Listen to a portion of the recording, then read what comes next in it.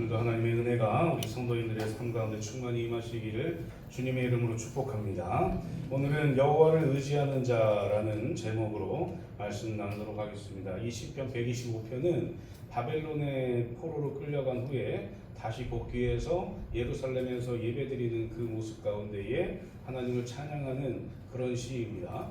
작자는 이상이고 어쨌든 하나님의 성령의 감동으로 인해서 이 시편 125편을 포로에서 이끌림을 받아서 다시 예루살렘으로 왔을 때 예배했던 그 모습을 가지고 오늘 이 시편을 지었다라고 생각하시면 됩니다.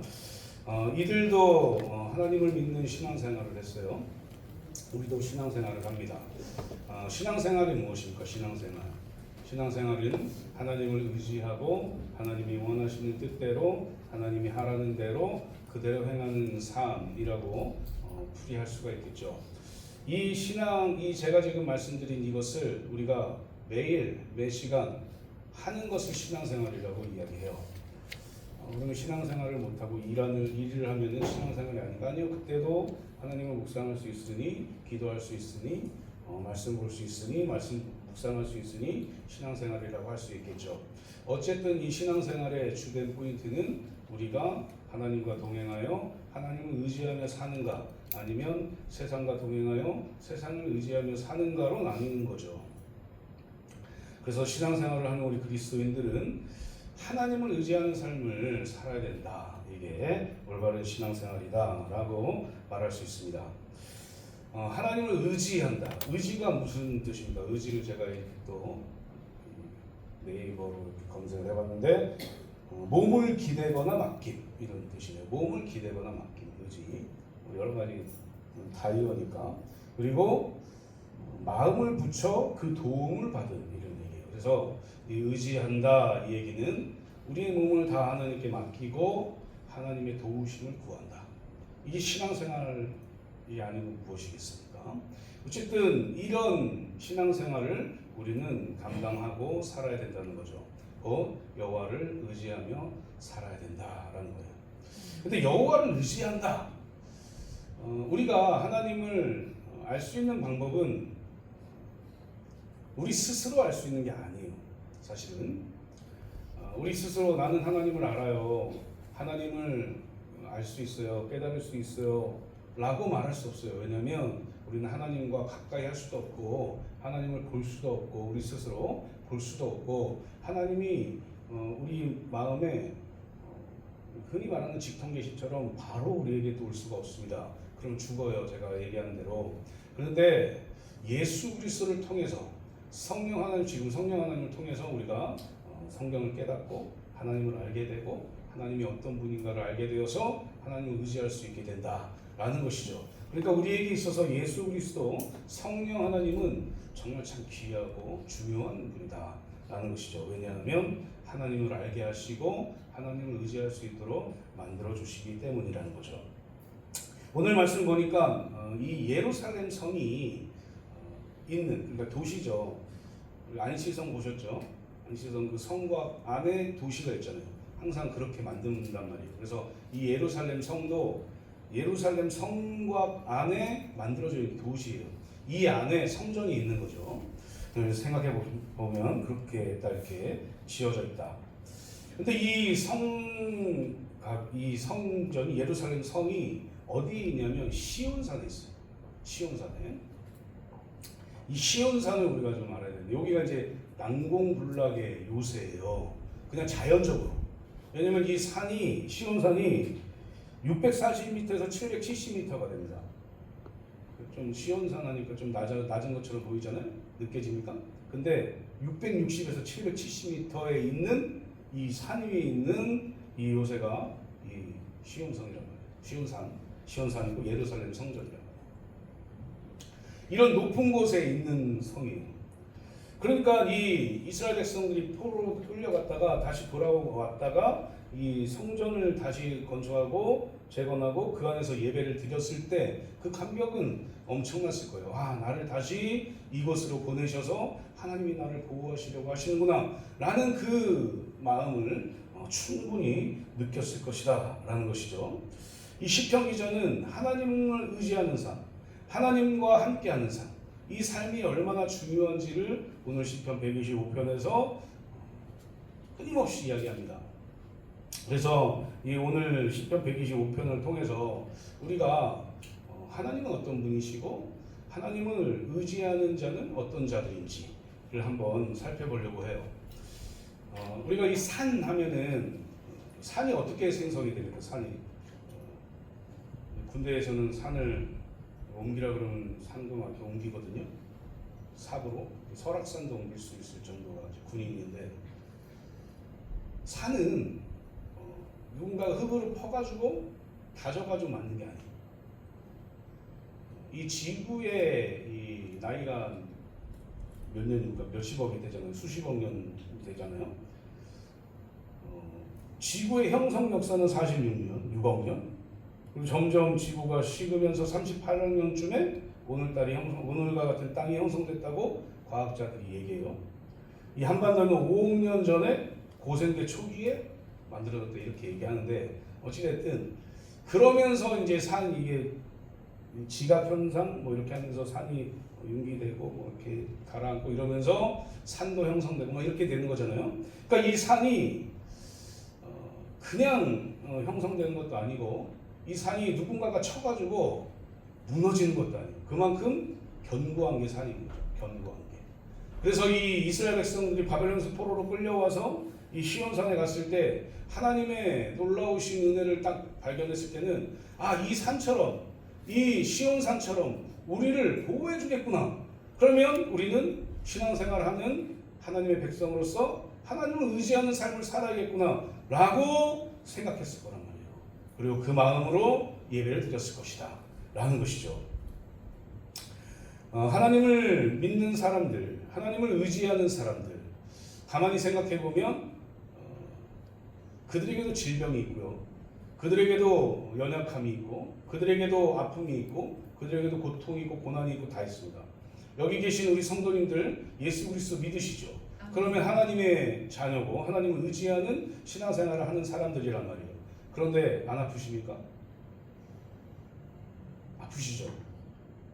저도 아파요. 아픔도 있고 고난도 있고 고통도 있고 역경도 있고, 내가 생각하지 못한 어떤 그런 구렁텅이에 들어갈 때도 있어요. 하나님이 안 계시는 건가?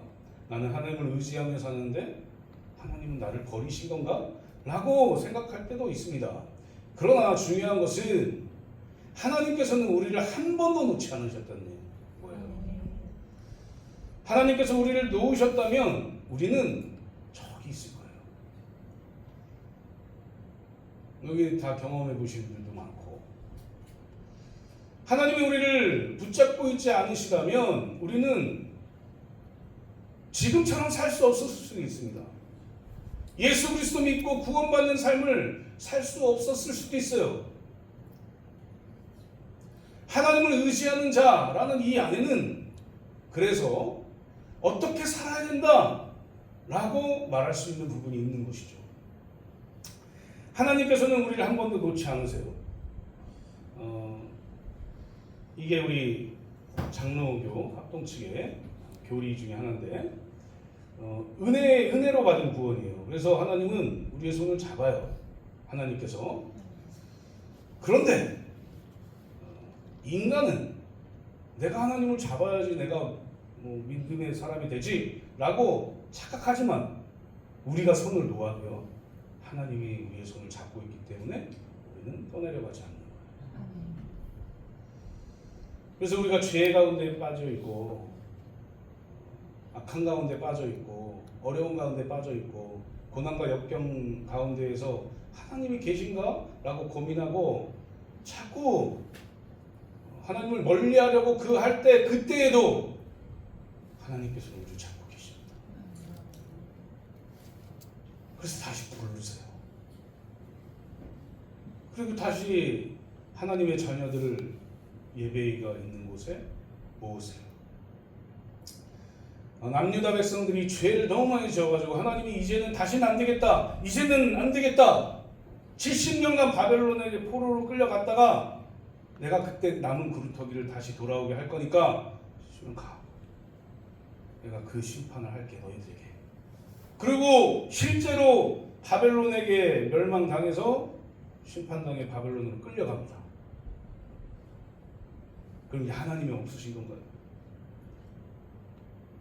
하나님이 이스라엘 백성들을 버리신 걸까요?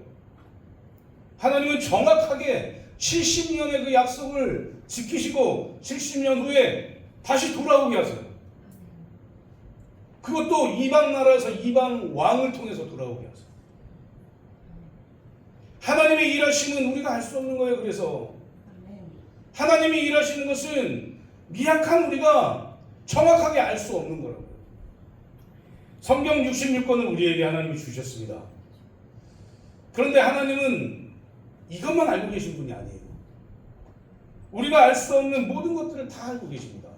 왜요? 하나님은 우리 이 우주를 창조하셨으니까요.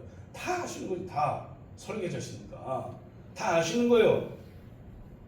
그런데 인간의 이 지혜로는 그 하나님이 알고 계신 모든 것을 알 수 없기 때문에 그래도 요거는 핵심적이니까 이걸 너희에게 주겠다 하고 이것도 우리가 스스로 깨닫지 못하니 성령 하나님을 보내셔서 성령 하나님이 깨닫게 하시는 거예요. 감동 주시는 거예요. 그래서 성경은 매일매일 똑같은 본문을 읽어도 다른 감동이 오는 게 그게 하나님의 은혜인 것이죠. 그렇게 하나님은 우리를 붙잡으시고 우리가 하나님을 의지할 수 있도록 만들어 주신다라는 사실을 기억하십시오. 사랑하는 성도님들, 하나님을 의지하는 삶, 하나님을 의지하는 자, 이 자들은 어떤 자들일까? 이게 우리가 고민해야 되고 우리가 풀어내야 될 숙제인 겁니다. 하나님을 의지하는 자는 어떤 자일까? 하나씩 우리가 살펴보도록 하겠습니다. 하나님을 의지하는 자는 의인이에요. 의인. 이상합니다. 여러분들 의인이십니까? 의인의 반대가 뭐예요? 죄인. 여러분들 의인이십니까? 하나님을 의지할 수 있는 사람은 의인이래요. 그럼 우리는 다 죄인이기에 하나님을 의지할 수 없는 사람이 되는 것일까요? 하나님의 세계관, 기독교 세계관은 의인과 죄인으로 구분이 됩니다. 의인은 천국에 가서 하나님과 동행하는 자, 죄인은 영원한 지옥에 떨어져서 영원한 심판 가운데 사는 자, 이렇게 하나님께서는 구분할 수 있겠죠. 그런데 이 죄인들은 도무지 하나님께 가까이 갈 수가 없어요. 이 죄로 인해서 심판만 남기 때문에 그런 겁니다. 그래서 죄인들은 하나님의 심판대 앞에 섰을 때 죄인들은 전부 다 지옥 갑니다. 너무 강하게 얘기합니까? 지옥 갑니다. 그러나 의인들은 하나님을 의지할 수도 있고 하나님과 동행할 수도 있고 영원토록 하나님과 천국에서 살 수 있는 자들을 의인이라고 얘기합니다. 오늘 이 시편 125편을 묵상하면 시편 1편의 내용이 좀 생각이 나요. 시편 125편 끝절을 말씀 보면 뭐라고 되어 있냐면 여호와께서 죄를 범하는 자들과 함께 다니게 하시리로다 이렇게 하면서 뒤에 이스라엘에게는 평강이 있을지어다 이렇게 얘기합니다. 그냥 자리에 앉으세요. 아무것도 하지 마시고요.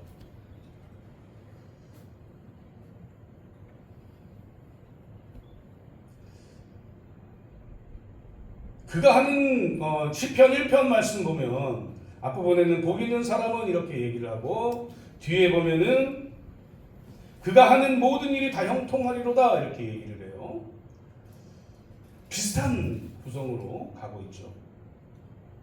하나님을 의지하는 자들, 이런 자들은 평강이 있을 것이고 형통하는 그런 은혜가 있을 것이다 라고 얘기하는 겁니다. 성경학자들이 얘기하듯이 시편 125편은 바벨론으로 포로로 끌려갔다가 돌아온 자들이 이 시온산을 보면서 하나님을 의지하자라는 그 찬양을 하는 찬양시예요. 사랑하는 성도님들, 하나님과 영원히 동행하고 하나님을 의지할 수 있는 이 의인은 어떻게 될 수 있는 걸까요? 이게 우리가 좀 생각해 봐야 될 문제인 거죠. 3절 보니까 악인의 규가 의인들의 땅에서는 이렇게 되어 있습니다. 의인들의 땅 이런 표현을 쓰고 있어요. 시온산, 이 하나님이 계신 이곳은, 하나님이 다스리시는 이곳은 의인들의 땅이에요. 하나님 안에 있는 땅, 하나님 안에서 하나님을 의지하는 이곳에서 사는 사람들, 이들을 의인이라고 얘기할 수 있는 거죠. 오늘 이 본문에서는 그곳을 시온산 이렇게 얘기합니다. 시온산. 산들이 예루살렘을 두름과 같이 여호와께서 그의 백성들을 지금부터 영원까지 두루시리로다 이렇게 얘기해요. 지키시겠다는 얘기죠. 이 산에 흔들림이 없는 이 산처럼 하나님께서 우리를, 의인인 우리를 지키실 것이다. 이렇게 얘기하고 있는 거예요. 세상에서는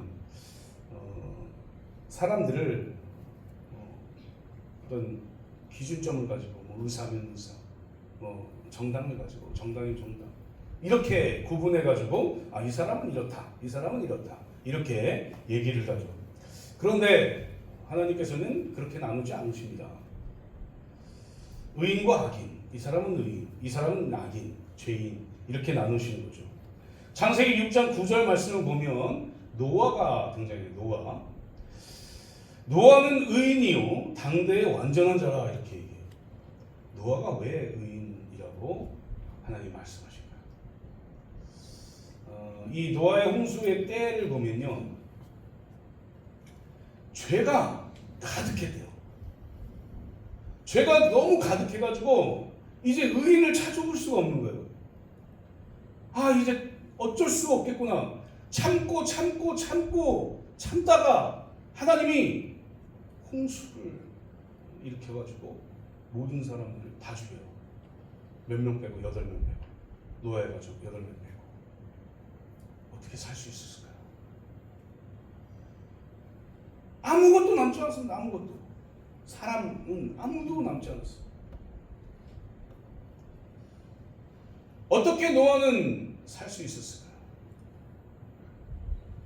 하나님을 의지해서 다른 사람들이 뭐라고 하건 간에 방주를 만들었어요. 120년. 이게 하실 수 있으시겠습니까? 우리는 사람들이 놀리면 1년도 못 버틸 것 같은데 계속 하는 거냐? 계속해요.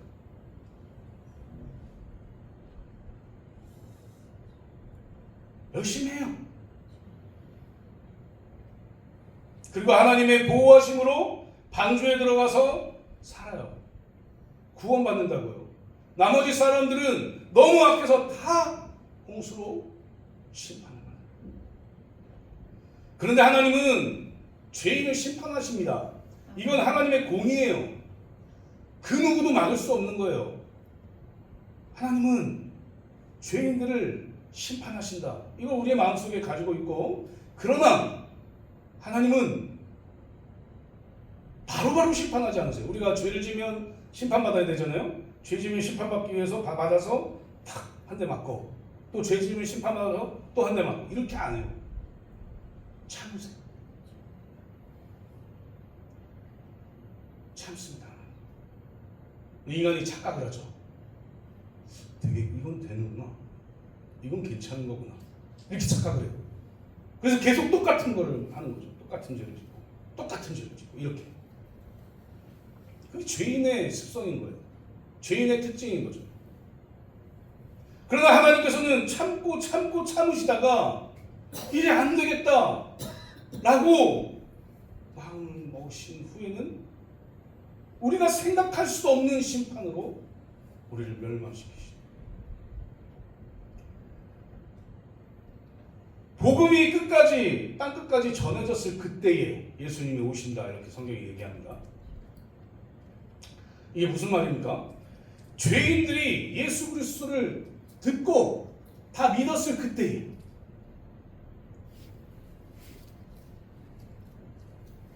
예수님이 재림하시고, 예수님이 재림하시면 이 세상이 끝나요. 그리고 예수 그리스도를 믿는 의인된 사람들은 천국에 가서 영원토록 하나님과 동행하면서 하나님을 의지하면서 사는 거죠. 그러나 그때까지 죄인인 사람들은 영원한 불못에 빠져서 영원토록 고통당하는 거예요. 그게 하나님이 말씀하시는 것입니다. 그래서 의인이 되어야 되는 거예요. 의인이 되어서 하나님을 의지해야 되는 그런 삶을 살아야 되는 겁니다. 이 믿음 가운데 살아야 되는 것이죠. 로마서 3장 19절 말씀 보니까 뭐라고 되어 있냐면 의인은 없나니 하나도 없다 이렇게 있어요. 맞죠? 우리는 태어날 때부터 죄인으로 태어나요. 원죄를 가지고 있기 때문에 태어날 때부터 죄인으로 태어나서 단 한 번의 쉼도 없이 지옥 문으로 가는 거예요. 그게 우리 인간의 태어날 때의 모습이다. 자기 생각대로 살고 자기 마음대로 살고 자기 뜻대로 살고 자기가 원하는 대로 살고 자기가 원하는 것이 하나님의 뜻보다 먼저이고 하나님이 말씀하신 이 성경을 무시하고 내 맘대로 살아도 된다라고 생각하는 그때 그 모습은 하나님을 믿는 모습이 아니라는 거죠. 아브라함이 완전한 자는 아닙니다. 아브라함은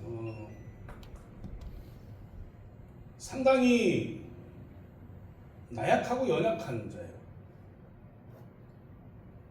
하나님이 선택하셔서 이스라엘로 부르셨지만 그걸 믿고 믿음의 사람으로 믿음의 조상으로 이렇게 우리에게 불려지지만 이 아브라함은 사는 내내 하나님을 의지할 때도 있다가 죽음이 무서워서 자기 아내를 누이라고 2번 속일 때도 있고 도무지 믿음의 사람이라고 생각되지 않는 일들을 막 할 때도 있고 그랬어요. 근데 창세기 15장 6절 보니까 잘한 게 있어요. 아브라함이 여호와를 믿으니 이신칭인데 아브라함이 여호와를 믿으니 여호와께서 이를 그의 의로 여기셨다. 그러니까 의인이 될 수 있는 방법은 하나 있어요. 하나. 지금 우리가 의인이 될 수 있는 방법은 믿음입니다. 아멘. 우리가 예수 그리스도를 믿느냐 믿지 않느냐에 따라서 우리가 의인이냐 죄인이냐로 나누게 되는 거죠. 예레미야서 5장 1절 말씀을 보면 너희는 예루살렘 거리로 빨리 다니며 그 넓은 거리에서 찾아보고 알라 너희가 만일 정의를 행하며 진리를 구하는 자를 한 사람이라도 찾으면 내가 이 성읍을 용서하리라 이렇게 돼 있어요. 의인이 없다는 얘기예요. 의인이 없다. 아브라함도 하나님이 소돔과 고모라 멸망시킬 거야 라고 얘기했을 때 의인 45명 있으면 40명 있으면 30명 있으면요 20명 있으면요 10명 있으면요 그것도 못 찾았어요. 그러나 유일한 길이 있어요. 유일한 길 그것은 예수 그리스도를 믿는 길이다. 로마서 1장 17절 말씀 보니까 뭐라고 되어 있냐면 오직 의인은 믿음으로 말미암아 살리라. 아멘. 의인은 하나님을 의지할 수 있고 하나님과 동행할 수 있는 그런 사람을 말해요. 그런데 의인이 될 수 있는 유일한 방법은 믿음이다. 이 믿음은 어떤 믿음이냐? 우리를 위해서 십자가에 달려 죽으시고 부활하신 그 예수 그리스도를 믿게 되는 그 믿음이에요. 아멘. 제가 말을 이상하게 하잖아요. 그죠? 믿게 되는 믿음이다. 내가 믿는 게 아니니까요. 그것조차도 우리는 은혜다라고 얘기해요. 아멘. 예수 그리스도를 믿고 구원받은 그 은혜가 우리를 의인으로 만들어줘.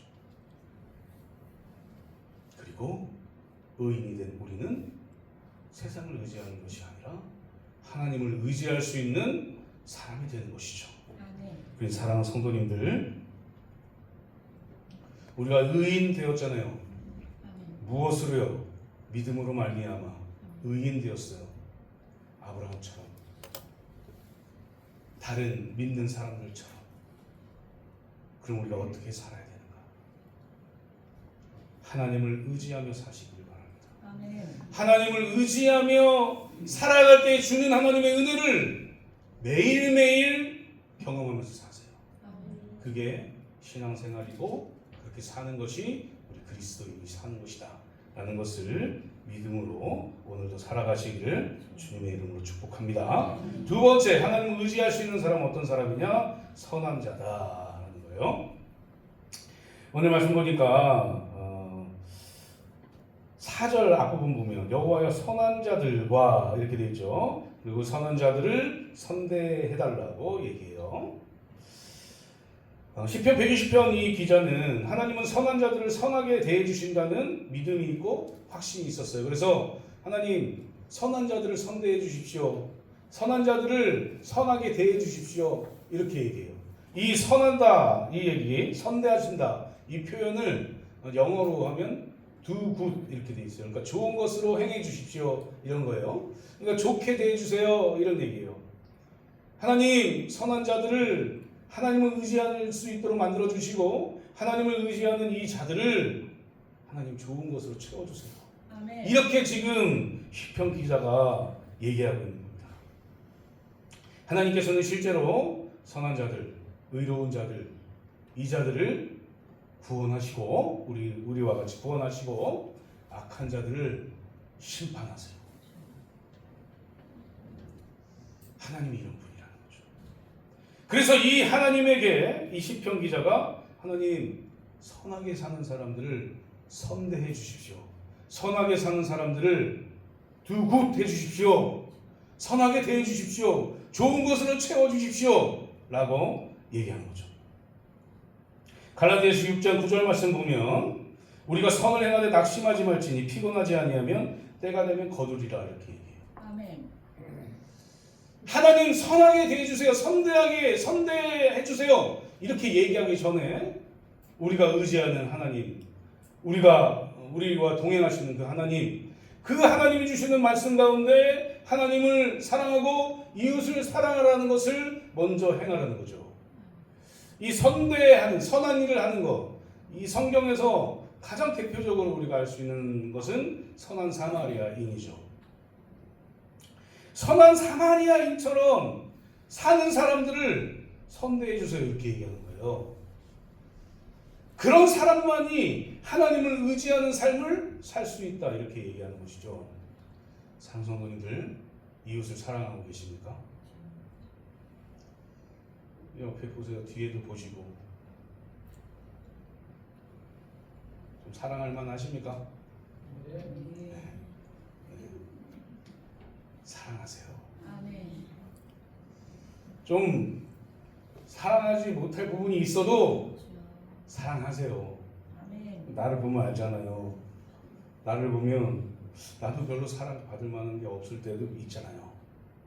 그래도 하나님이 우리를 사랑하시잖아요. 선하게 대하시는 겁니다. 이 선한 사마리아인은 세상이 인정해주지 않는 사람이었어요. 아수르에게 북이스라엘이 포로로 끌려갔다가 그 아수르의 이 정책이 아수르에 있는 사람을 데려다가 놓고 이스라엘에 있는 피지배국에 있는 자들을 데려다가 거기다 놓고 이렇게 해서 섞이는 이 혼합해서 이 정신을 자기의 나라로 이렇게 만드는 그런 정책을 펼쳤단 말이에요. 마치 우리 일제시대 때 막 창씨 개명하고 한국어 못하게 하고 이렇게 하는 것처럼. 그래서 이 사마리아 지역을 이 유대인들이 저주받은 땅이라고 해요. 더러운 자들, 거룩하지 못한 자들, 어떻게 혼합할 수가 있는가? 근데 사실은 이 당시에도 다 혼합돼 있었거든요. 그런데 이제 그렇게 막 얘기하는 거예요. 혼합된 자들 막 이렇게. 그래서 더럽다 이렇게 해서 사마리아 지역을 통과하지 않아요. 유대인들이. 요단강을 건너가지고 다시 돌아와요. 한 5분이면 갈 거리를 한 몇 시간 가요. 근데 이 선한 사마리아인이 누가복음 10장에서 제사장, 레위인 이 사람들도 누구예요? 유대인들이잖아요. 제사장, 레위인들은 나 제사 지내야 되니까 안 돼. 하나님께 거룩하게 제사 드려야 되는데 내가 어떻게 이 병자를 만질 수 있어? 이렇게 하면서 갔단 말이에요. 근데 이 선한 사마리아인은 제사보다 저 쓰러져서 죽을 것 같은 저자의 생명이 더 귀한 거예요. 이게 선한 일이 이게 선한 일이에요.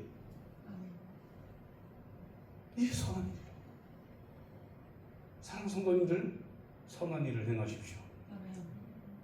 사랑을 전하십시오. 어떤 사랑이? 하나님이 우리에게 하신 사랑.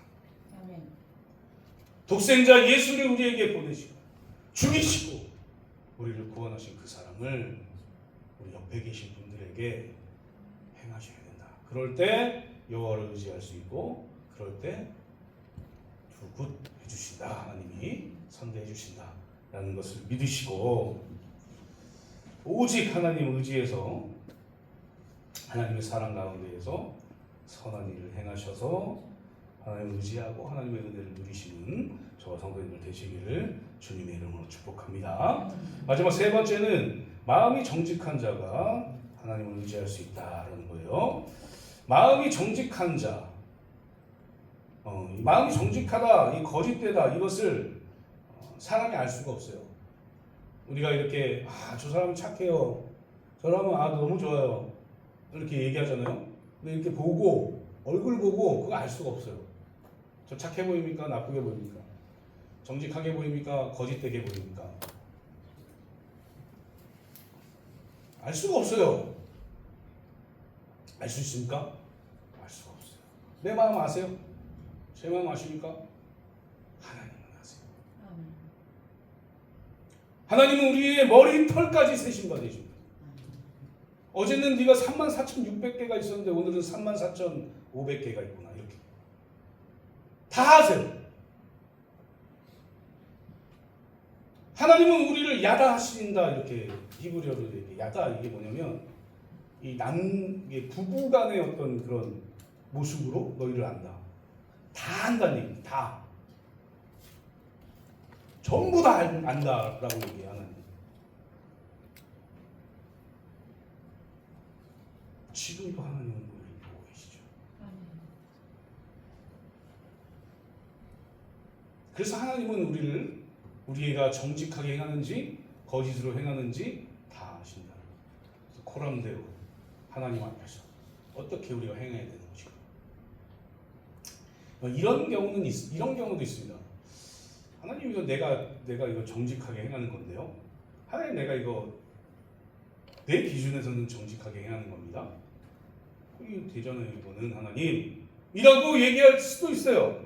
그런데 그것은 한 1%는 맞고 99%는 틀린 거예요. 하나님을 의지하는 하나님의 백성들에게 원하는 정직함은요, 하나님의 말씀대로 사느냐 안 사느냐의 기준이에요. 내 기준이 아니라고요. 사랑하는 성도님들,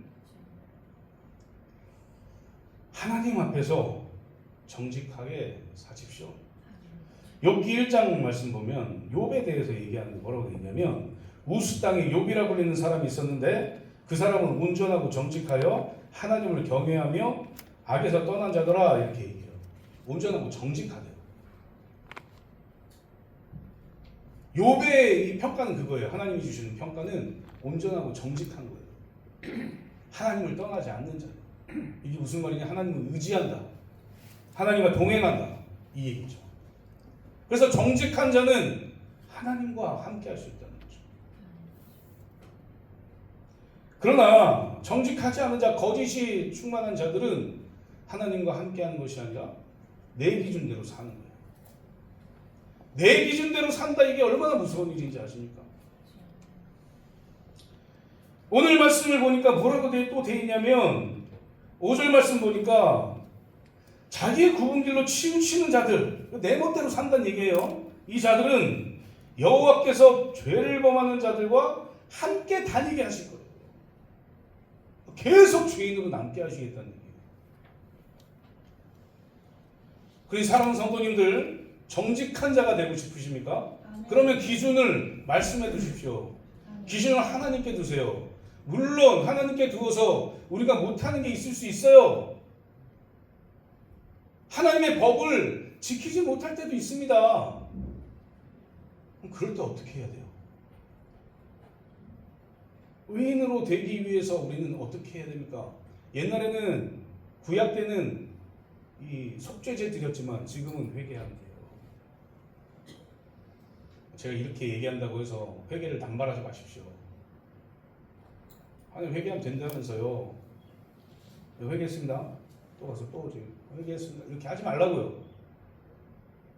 진중해야 된다. 회개할 때는. 그래서 내가 회개할 게 생각이 안 나면 성령 하나님께 맡기세요. 생각나게 해달라고. 생각나면 회개하시면 돼요. 그렇게 하면 의롭게 되고 다시 정직하게 살 수 있는 것입니다. 그래서 정직하게 살 수 있는 방법은 오직 하나님의 말씀을 기준으로 두고 내가 어떻게 살아야 되는가를 고민하면서 하나님의 뜻대로 사는 것이다 라는 것을 기억하시고 날마다 내 정욕대로 사는 것이 아니라 하나님의 말씀대로 살아내서 정직한 자의 삶을 살고 또 하나님을 의지하면서 하나님의 주시는 복을 누리며 살아가시는 저와 성도님들 되시기를 주님의 이름으로 축복합니다. 이제 말씀 맺도록 하겠습니다. 사랑하는 성도님들, 우리 그리스도인들에게 가장 중요한 것이 무엇입니까? 그리스도인들에게 가장 중요한 것이 많은 돈입니까? 아니면 건강함입니까? 아니면 뭔가 권세를 가지고 사는 겁니까? 그리스도인들에게 가장 중요한 것은 하나님이 나와 동행하시는 거예요. 내가 그리고 하나님을 의지하고 있는 거예요. 이게 중요하다. 하나님을 의지하고 하나님과 동행하는 삶을 사는 그 사람들을 지금은 우리는 그리스도인들이다 이렇게 얘기하죠. 우리 사랑하는 성도님들은 예수 그리스도 믿고 의인된 그리스도인들이 맞습니까? 그러면 오늘 말씀하신 말씀대로 하나님 말씀하신 대로 여호와를 의지하면서 살아가십시오. 여호와를 의지할 수 있는 사람은 어떤 사람인가? 의로운 사람, 그리고 선한 자, 그리고 마음이 정직한 자다. 이것을 마음속에 간직하세요. 그리고 하나님의 말씀에 따라서 정직하게 또 하나님이 주시는 은혜 가운데에서 선하게 그리고 예수 그리스도를 온전히 믿는 그 믿음 가운데 의인으로서 날마다 살아가면서 하나님 주시는 복을 받아 누리시는 저와 성도님들 되시기를 주님의 이름으로 축복합니다.